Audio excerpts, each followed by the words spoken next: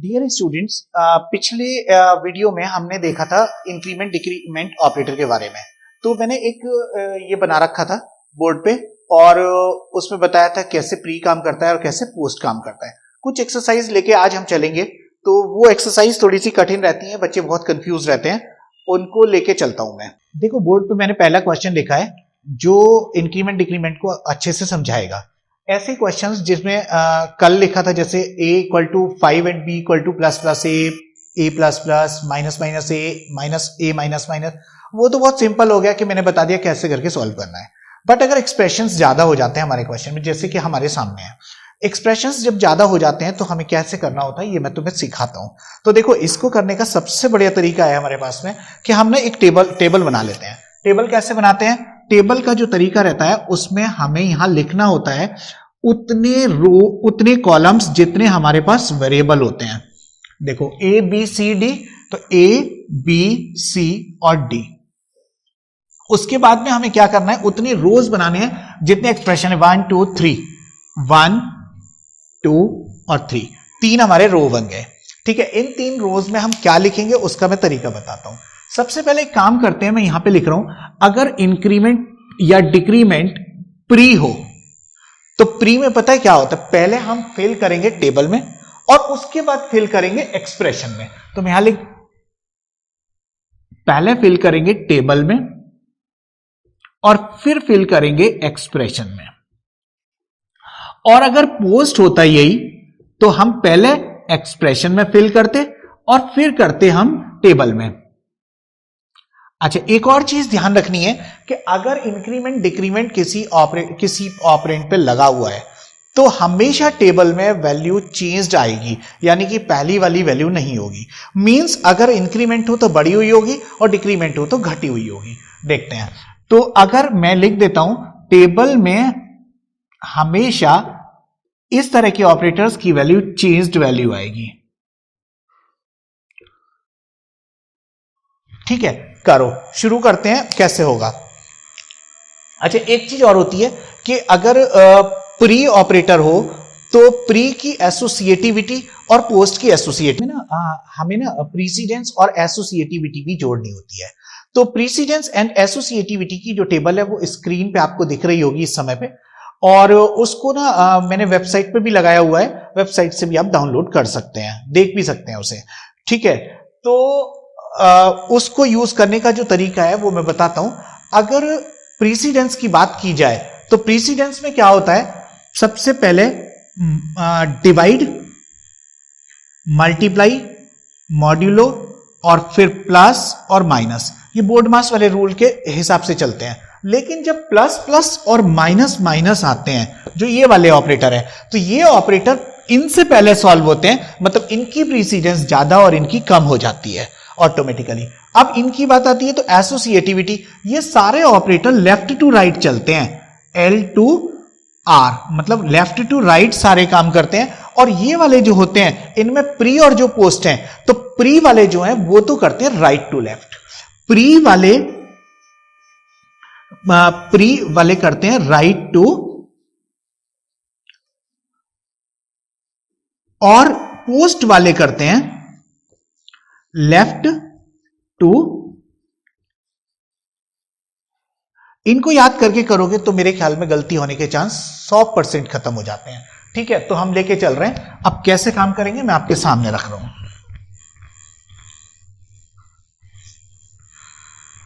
कुछ नहीं सोचना होता, सबसे पहले यह देखना है कि जो एक्सप्रेशन हमारे सामने सबसे पहले आता है उस एक्सप्रेशन में क्या है, पोस्ट है। और अगर पोस्ट है तो पोस्ट में पहले किस में आ रहा है, पहले आ रहा है एक्सप्रेशन में। एक्सप्रेशन में ए की करंट वैल्यू, अच्छा एक काम करो, पहले ए की वैल्यू यहां से 5 लिख लो और ये सब 0 0 हम कर देते क्योंकि हमें पता ही नहीं है, हमें तो ये कैलकुलेट करना है।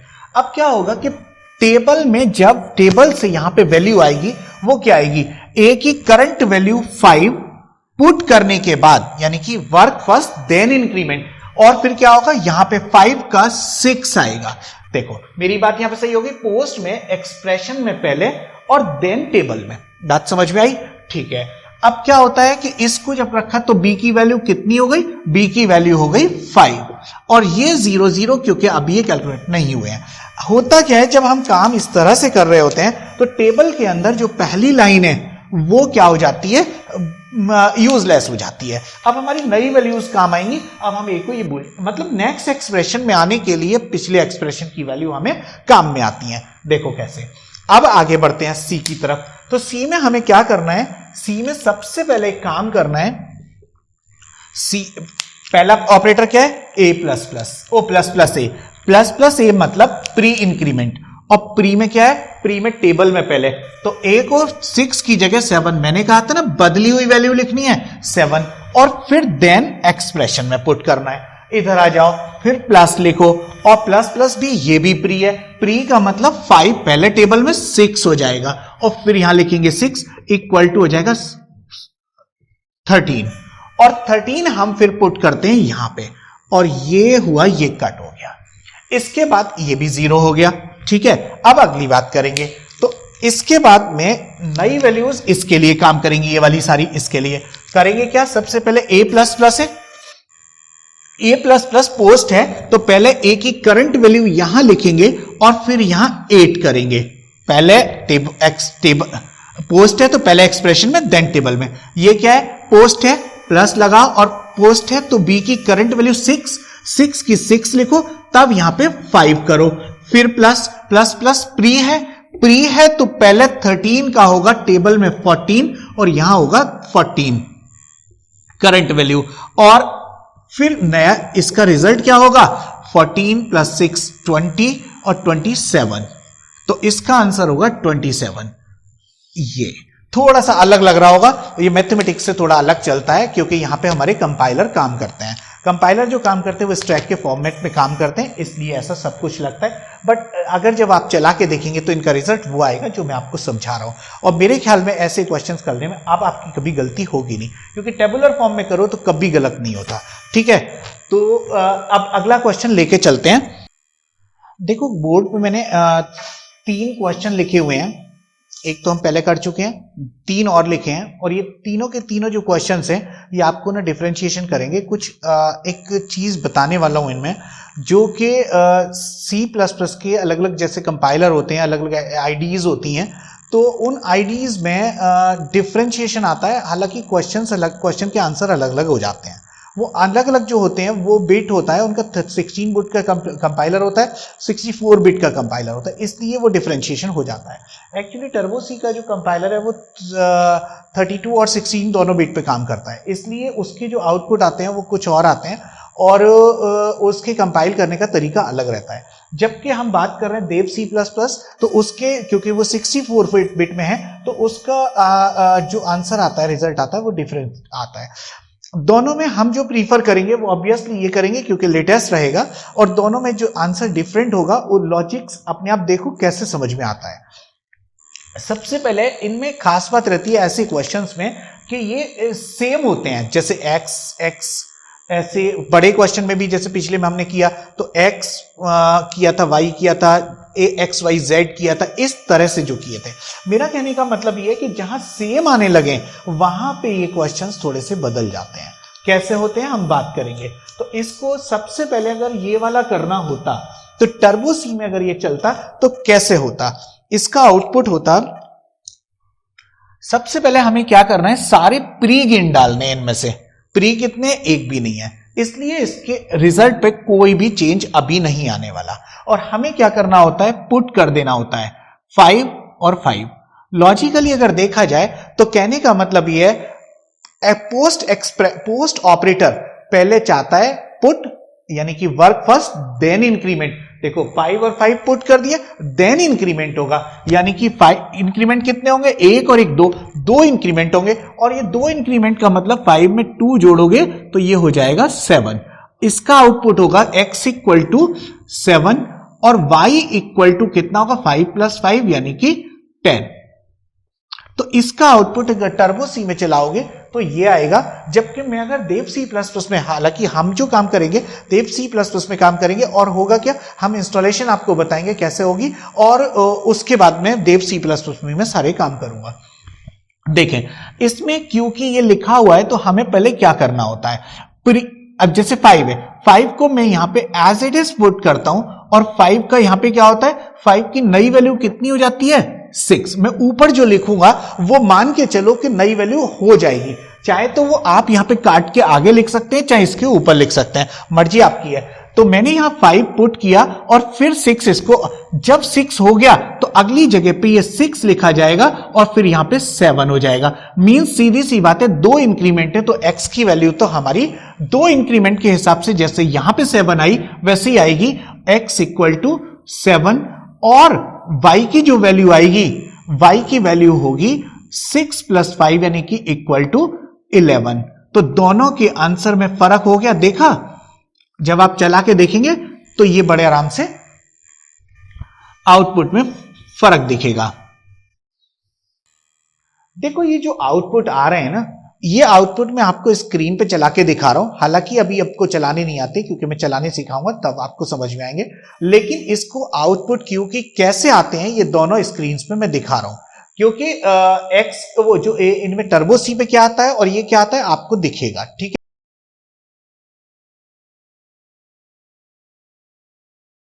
है ना। आगे बढ़ते हैं। अब अगर ये क्वेश्चन देखो, इसमें तो दोनों पोस्ट थे, अब इसमें दोनों मैंने रखे इंक्रीमेंट प्री, यानी कि डिक्रीमेंट भी हो सकते हैं, मैंने अभी इंक्रीमेंट पे ही काम किया है। तो क्या है कि अगर ये प्री होते तो क्या होता, तो देखो प्री में अगर मैं टर्बो सी में जाऊं तो मुझे क्या करना होता है, पहले सारे प्री गिन डालते हैं, 1 2 यानी कि कितने हो गए 2, तो 2 इंक्रीमेंट पहले करो, बन गया 7।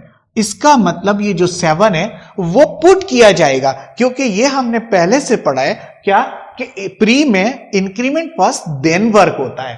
तो इंक्रीमेंट तो हो गया, अब 7 - 7 और आंसर विल बी 0, यानी कि x की वैल्यू 7 और y की वैल्यू आएगी 0, ठीक है।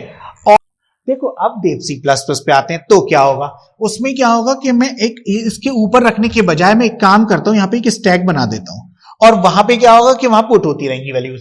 सबसे पहले 5 का कितना हुआ, यहां पे इंक्रीमेंट प्री यानी कि 6, और 6 के बाद यहां पे 6 है, यहां पे कितना होगा प्री इंक्रीमेंट है तो 6 का हो गया 7, देन पुट यानी कि 7 और 7 7 - 7 बराबर 0। इसका मतलब ये तो बिल्कुल दोनों की वैल्यू सेम आ रहे हैं, और ऐसा होता भी x इक्वल टू, देखो x की वैल्यू कितनी हो गई, ये कट के हो जाती है 7, तो 7 और y की वैल्यू हो गई 0। इसमें तो दोनों की वैल्यूज सेम आ रही हैं, और आपकी स्क्रीन पे देखो मैंने चला के दिखाया है और ये आ रही हैं, दोनों की दोनों वैल्यूज सेम,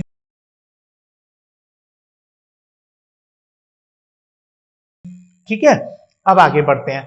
अगर क्वेश्चन में ये तो दोनों पोस्ट और ये दोनों प्री, अगर प्री और पोस्ट का कॉम्बिनेशन आ जाता है, जैसे कि इस समय पे नीचे वाले क्वेश्चन में आ रहा है, तो क्या होता है कॉम्बिनेशन पे जब काम करते तो कैसे करते, थोड़ा सा कंफ्यूजिंग रहता है, वो भी खत्म कर देते हैं। देखो सबसे पहले प्री गिन डालो, कितने हैं, 1 है, तो 5 + 1 यानी कि 6 करो, और जहां जहां लिखा हुआ है 6 पुट करो, और आंसर कितना आ गया 36, यानी कि y की वैल्यू हो गई 36।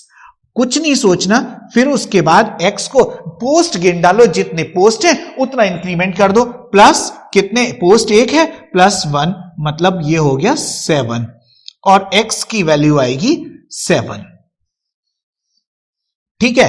अब मैं क्या करता हूं, इधर आ रहा हूं देव C++ में, तो इसमें क्या होगा, यहां से जाओ आप, फिर टेबल बनाओ, टेबल से मतलब स्टैक बनाओ। इस स्टैक में सबसे पहले क्या करोगे, x की वैल्यू प्लस प्लस प्री हो रही है, प्री का मतलब इंक्रीमेंट, इंक्रीमेंट फर्स्ट मतलब 5 का हुआ यहां पे 6, तो हम 6 अभी पुट नहीं करेंगे क्योंकि मैंने वहां भी पुट नहीं किया था। अब क्या करोगे, देन जाओगे आगे, और आगे जाने पे क्या करोगे, यहां पे लिखोगे x ++ पोस्ट है, पोस्ट का मतलब यहां पे वैल्यू पुट करोगे 6 और तब यहां पे हो जाएगी 7। अब बात आती है कि यहां पे क्या लिखूं, तो यहां 6 नहीं लिख सकते, यहां लिखेंगे 7 क्योंकि करंट वैल्यू है, और इनटू करो तो इक्वल टू कितना हो गया 42, 7 6 जा 42, और 42 यानी कि y इक्वल टू तो आया 42 और x इक्वल टू आया कितना 7। तो दोनों में आउटपुट में फर्क देख रहे हैं, कितना बड़ा फर्क आ गया। ये बहुत बड़ा फर्क होता है जो आपको कभी किसी ने नहीं बताया होगा, लेकिन मैं बता रहा हूं, क्योंकि जब चलाओ और कंफ्यूज हो उससे अच्छा है कि पहले हमें क्लियर होना चाहिए। ठीक है, ये थे 3 क्वेश्चन और अभी और भी एक क्वेश्चन और कराता हूं जिसमें और भी कंफ्यूजन बनाता हूं। देखो एक क्वेश्चन और लिखा है जो कि बहुत ज्यादा कंफ्यूजन पैदा करता है। मेरे ख्याल में 90% लोग इसका आंसर गलत ही देते हैं, और गलत देने का स्वाभाविक एक रीजन भी है कि आसान नहीं है। दूसरी बात यह है कि ये इंटरव्यूज में ऐसे क्वेश्चंस ज्यादा पूछे जाते हैं, एमटेक एग्जाम में भी पूछे जाते हैं। वो इसलिए पूछे जाते हैं क्योंकि जो एंट्रेंस एग्जाम में होते हैं, इसलिए क्योंकि बच्चे हमेशा ज्यादातर, मैंने कहा 90% गलत करते हैं। तो उसको ठीक करने का मैं तरीका बताता हूं होता क्या है। मैं पहले करूंगा, और अच्छा एक और बात, टर्बो सी में और इसमें दोनों में आंसर भी अलग अलग आएगा। अलग अलग जो आएगा उसका भी रीजन देख लेंगे। देखो कैसे। सबसे पहले अगर टर्बो सी में होता तो हम क्या करते हैं, पहले मैंने कहा था, अभी पिछले क्वेश्चन में बोला था, पहले सारे प्री गिन डालो, क्योंकि प्री इंक्रीमेंट का इंक्रीमेंट फर्स्ट होता है देन वर्क होता है। तो देखो प्री 1 प्री 2 और 3, 3 प्री हो गए, तो 3 प्लस कर दो किसमें, हम देखो यहां लिखते हैं a प्लस 3 मतलब 8 हो गया। हमें कुछ नहीं सोचना, हर जगह पे 8 लिखना है जहां जहां हमें a मिलेगा, और उसके बाद प्लस प्लस प्लस और प्लस, आंसर होगा 40, यानी कि b की वैल्यू आएगी 40।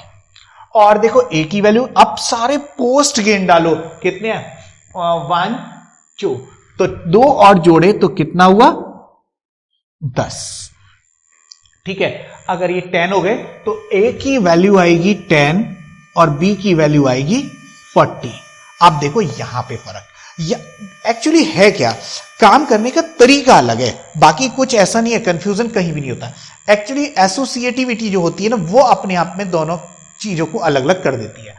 इसमें जो काम कर रहा है वो प्री और पोस्ट का अपना लॉजिक काम कर रहा है, और इसमें जो काम कर रहा है वो देखो कैसे। इसको देव C++ में जो करते हैं तो चेंज आता है, क्यों चेंज आता है वो भी हम बात करेंगे।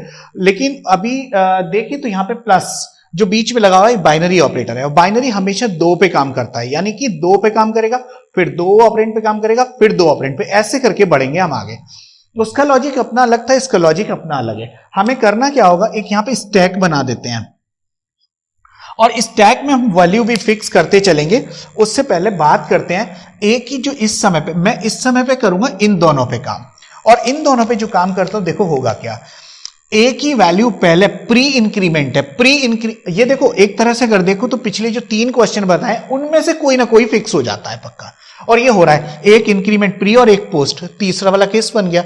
और अगर ये बन गया तो हमें क्या करना है, पहले प्री को सॉल्व करो, 5 का करो यहां पे 6, और देखो 6 को पुट नहीं करेंगे क्योंकि इसकी एसोसिएटिविटी होती है राइट टू लेफ्ट, यानी कि उधर से करते हुए तब आएंगे, और जबकि पोस्ट होता है तो लेफ्ट टू राइट हम पुट करते चलेंगे। देखो अभी 6, तो पोस्ट में क्या होगा, इंक्रीमेंट बाद में होगा, पुट करो कितना 6। जब मैं यहां 6 पुट कर चुका होता हूं तो इसका इंक्रीमेंट लगता है, यानी कि ये बनता है 7, और यहां पे वैल्यू आती है लौट के, यानी कि राइट टू लेफ्ट। देखो राइट से लेफ्ट में आया और उसमें क्या जा रहा था, लेफ्ट से चल रहा था मैं, तो इस तरह से इसकी वैल्यू जो बनेगी वो फिर आगे मैं कंटिन्यू करता हूं इसे, plus a plus plus plus ए, फिर प्लस ए प्लस प्लस। उसके बाद क्या होता है, ये तो हो गया 7 प्लस 6 यानी कि 13, ये तो हो गया 13, प्लस ये आ जाओ, plus plus a plus plus plus ए, फिर प्लस ए प्लस प्लस। अब हम काम करेंगे इन दोनों पे, आया समझ में, इन दोनों पे काम करेंगे। तो ये प्री है, और प्री में क्या होगा, 7 अभी था, अब 7 का हो जाएगा प्री यानी कि 8। आगे कुछ करना नहीं है, इसलिए हम 8 यहां पे पुट करेंगे। अगर 2 ऑपरेटर पे काम कर रहे होते तो बात दूसरी थी। अब हम यहां पे 8 लिखते हैं और यहां लिखते हैं 13 इक्वल टू, और plus plus plus a plus a plus plus, और फिर इसके आगे बढ़ते हैं। अगली वैल्यू आएगी equal to 21 plus plus plus a plus plus, और क्या होगा, अब इन दोनों पे जब काम करोगे, फिर ये प्री है तो 8 का हो गया 9, यहां पे 9 लिखो, देन 9 पुट करो, equal to 21 plus 9 plus a plus plus, और इसके बाद इक्वल टू, मैं इसके आगे कर देता हूं कंटिन्यू, 20, ये 30 हो गया, 30 प्लस ए प्लस प्लस। अब क्या होगा, ए प्लस प्लस जो है ये 9 तो है ही, 9 को अभी 9 ही पुट करेंगे, यानी कि ये बनेगा 30 प्लस 9 और देन इंक्रीमेंट यानी कि ये 10, और ये हो जाएगा 39, और ये तो होगी y की वैल्यू, वो b की वैल्यू, सॉरी b की वैल्यू, तो b इक्वल टू 39 और a इक्वल टू कितना, जो करंट वैल्यू ऑफ a है यानी कि 10। अब आप देखेंगे कितना बड़ा डिफरेंस आ रहा है, ठीक है, a की वैल्यू वहां a की वैल्यू वहां भी 10, यहां भी 10, b की वैल्यू वहां 40 और यहां 39, एकदम बहुत बड़ा डिफरेंस दिखता है। तो ये कारण मैंने बता दिया क्यों हो रहा है, क्योंकि इसमें पहले प्लस होता हुआ चलता है तब काम करता है, ठीक है। अब आपके समझ में बहुत अच्छे से आ गया होगा, और इसको मैं अभी स्क्रीन पे चला के भी दिखा रहा हूं, और इसके बाद में मैं 1 या 2 क्वेश्चन आपको दे देता हूं, वो भी आप करके देखिएगा, और मेरे ख्याल में अब इनमें कोई क्वेश्चन बचेगा नहीं जो आप ना कर पाओ, हर हालत में क्वेश्चन आपसे हो जाएगा, ठीक है। It was all about pre and post increment and decrement operator. इनमें डिक्रीमेंट भी अगर लगे हो तो आपको कुछ नहीं सोचना, बस -1 करना है वहां पे, ठीक है ना, बाकी और कुछ नहीं है। All the best students, God bless you.